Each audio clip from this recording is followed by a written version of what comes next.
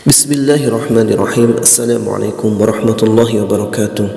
Alhamdulillahi rabbil alamin. Allahumma salli ala sayyidina Muhammad wa ala ali sayyidina Muhammad.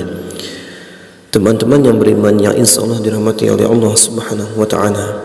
Pertama-tama, marilah kita memanjatkan puja dan puji syukur kita kehadirat Allah Subhanahu wa taala yang mana atas limpahan rahmat, hidayah dan inayahnya kita semua hingga detik ini masih bisa dapat hidup, masih bisa dapat sehat, sehingga masih ada kesempatan kita untuk memperbaiki diri kita, untuk menambah pundi-pundi amal kita, untuk menjadi bekal kita menghadap Allah Subhanahu wa taala.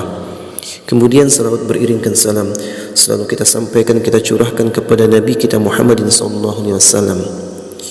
Sahabat yang beriman, dalam kesempatan ini kita akan mengulas tentang kedahsyatan ayat kursi serta larangan-larangan bagi kita untuk membaca ayat kursi. Suatu ketika setan pernah mendatangi Abu Hurairah radhiyallahu anhu dan berkata padanya, "Jika engkau mendatangi pembaringanmu, maka bacalah ayat kursi sampai selesai. Dengan demikian sesungguhnya engkau berada dalam lindungan Allah Subhanahu wa taala, sehingga tidak ada setan yang akan mendekatimu hingga engkau mendapati pagi hari." Ketika Abu Hurairah mengabarkan hal tersebut kepada Nabi sallallahu alaihi wasallam, beliau berkata, "Dia telah berkata benar kepadamu meskipun ia seorang pendusta." Hadis riwayat Bukhari.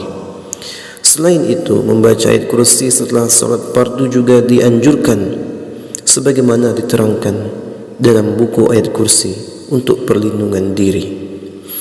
Nabi SAW bersabda dari Abu Umamah, "Barang siapa membaca ayat kursi setiap selesai salat fardu, maka tiada yang menghalanginya masuk surga kecuali maut."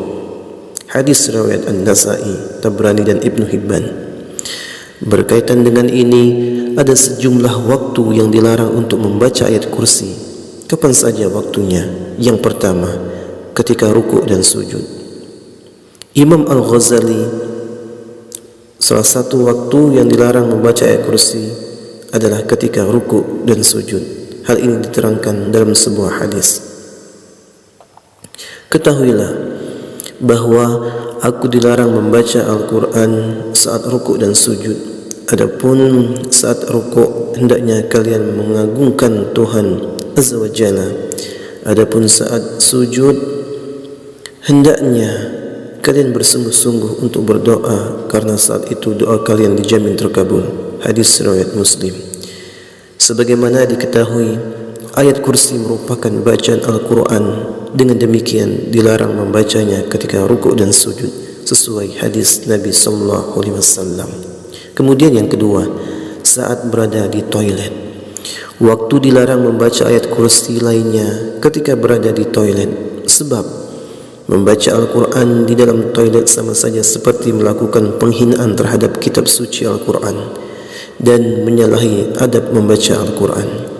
Kemudian yang ketiga, dalam keadaan junub. Ketika dalam keadaan junub dan hadas besar, Muslim juga dilarang membaca Al-Quran.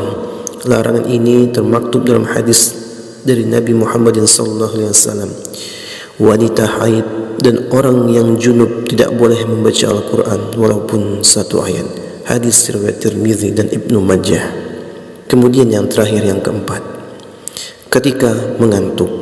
Menukil dari At-Tibyan fi Adabi Hamalatil Quran oleh Imam Nawawi, terbitan Mirkat, saat mengantuk hendaknya Muslim berhenti membaca ayat kursi. Makruh hukumnya membaca ayat suci Al-Quran ketika mengantuk.